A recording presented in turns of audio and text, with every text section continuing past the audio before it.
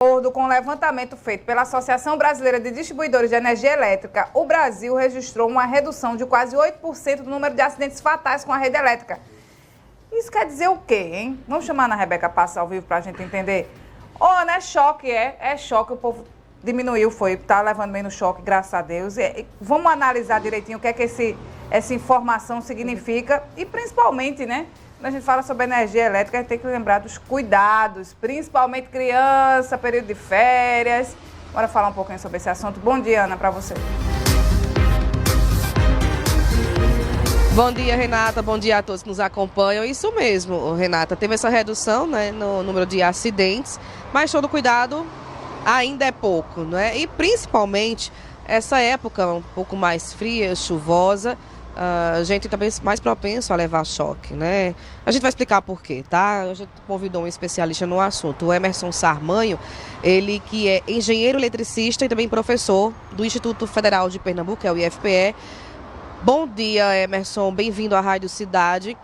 Vamos citar logo a época chuvosa, não é? Quais são os riscos para essa época e principalmente dentro de casa, que é o ambiente que a gente convive mais quando se trata em relação a choque, acidentes com a rede elétrica, o que pode acontecer? Bom dia. Bom dia a todos os ouvintes. Então, nesse ambiente residencial, a gente tem que ter cuidado redobrado, principalmente nessa época chuvosa, onde o nosso corpo, quando molhado, ele fica mais propício à passagem de corrente elétrica. Então, ter dispositivos de proteção em casa, como o disjuntor, como dispositivo diferencial residual, vulgo DR, é de suma importância para estar protegendo tanto as pessoas quanto os nossos pets. Também é importante estar falando sobre eles, que eles também correm risco de estar levando choque, tanto quanto nós humanos. De acordo com a Associação Brasileira de Distribuidores de Energia Elétrica, houve uma redução no número de acidentes. O que está acontecendo? As pessoas estão mais cientes? Os produtos estão vindo mais seguros, digamos assim?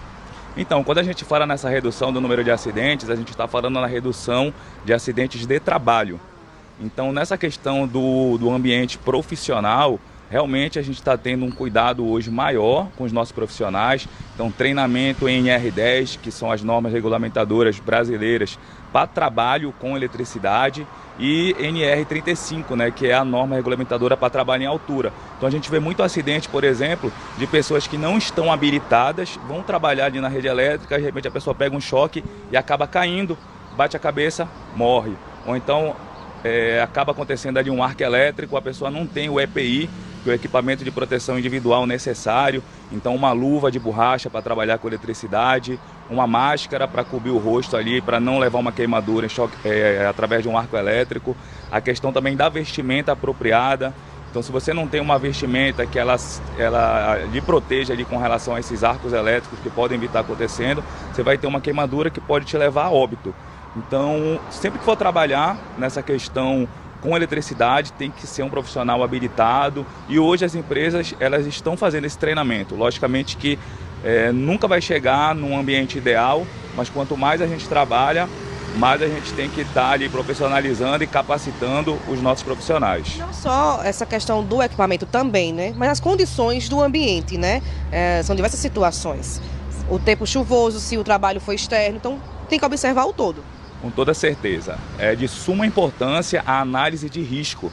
Então, sempre que a gente for colocar um profissional para estar trabalhando ali em um ambiente externo, principalmente próximo à rede elétrica, tem que haver uma análise de risco. Então, a empresa tem que contratar um especialista para fazer uma análise de risco, para ver se é viável ou não fazer aquele trabalho. E em condições adversas, estar preparando aquela equipe ou contratar profissionais preparados para estar trabalhando naquele ambiente. Já que a gente citou os dados da ABRAD, né, em relação aos profissionais que lidam com a energia elétrica, voltando para o assunto residencial, falando sobre o dia a dia das pessoas mesmo, né, do cidadão.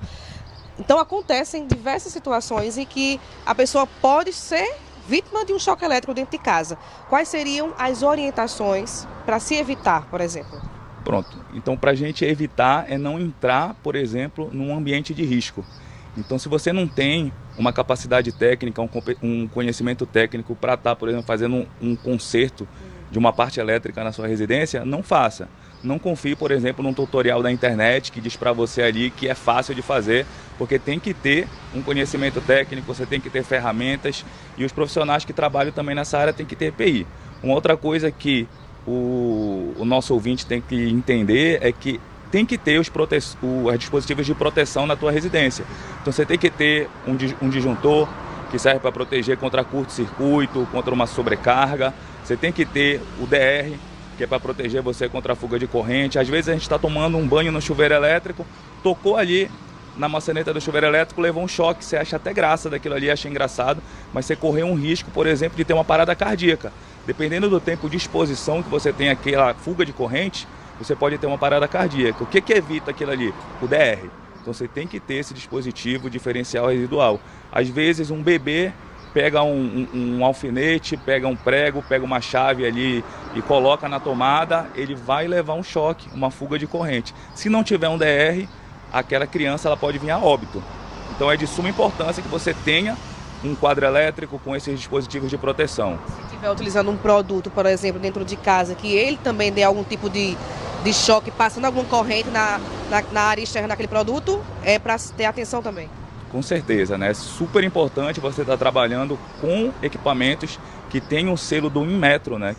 Então você comprar, por exemplo, um carregador de celular que não tem o selo do Inmetro, às vezes você está utilizando aquele carregador, você dorme com aquele carregador, quando você vê, acontece algum problema, uma fatalidade elétrica, porque você está trabalhando com um equipamento que ele não tem a proteção devida, ele não tem um selo de vistoria.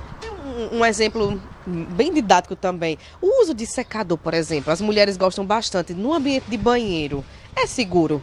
Então, esses ambientes, que a gente chama de ambientes de áreas molhadas, ambientes onde a gente pode estar molhando, área de serviço, onde a gente tem máquina de lavar, tanquinho, garagem, onde, por exemplo, a gente pode estar fazendo uma lavagem, varandas, onde chove e molha, e o banheiro, são ambientes que tem que ter o DR, que é o dispositivo diferencial residual para evitar a fuga de corrente. Então, se você não tem e acontece uma fuga de corrente, por exemplo, está fazendo ali a secagem do cabelo com a torneira ligada, de repente o cabo daquele dispositivo ele está decapado, você nem sabe, fez ali um contato com a água, vai ter uma fuga de corrente e se não tem o dispositivo de proteção, não tem quem lhe proteja. Então, não é aconselhável você, por exemplo, estar fazendo esse tipo de trabalho e estar manuseando água naquele mesmo momento. E como proteger os pets, já que você citou, né? É possível? E quais situações eles podem estar em risco? Bem, as situações que eles podem estar em risco são nesses ambientes de área molhada. Então, de repente, você está dando um banho no cachorro, mas tem alguém fazendo uma outra atividade com um equipamento elétrico. Você está colocando a vida daquele cachorro em risco. Tomadas. Sempre utilizar aquelas tampas para tomada, para proteção, principalmente se você tiver animais, se você tiver criança em casa, né, que pode estar ali com a curiosidade aguçada, tentando fazer contato ali na tomada, colocar algum equipamento metálico ali, como um prego, como um alfinete, como uma chave. Exemplos bem toscos assim, mas que o brasileiro costuma fazer. Remendar uma tomada, do ventilador que quebrou, por exemplo, mas eu tinha uma reserva, eu faço ali um emendo. Quero puxar um ponto de energia dentro de casa, uma nova tomada, aí vem aquele gato passando, aí enrola com a fita preta. Tudo isso é risco, né? É o famoso puxadinho do brasileiro. Não pode, né? Não, tudo isso você está correndo risco, né? Então sempre contratar ali profissionais que tenham habilitação, profissionais que fizeram ali um curso de eletrotécnica, um curso de eletricista, tenham conhecimento técnico para estar dimensionando e fazendo aí com profissionalismo todo esse trabalho. Tudo cuidado é pouco, né? A gente trata de vida, né? Emerson, obrigada, viu, pelas informações.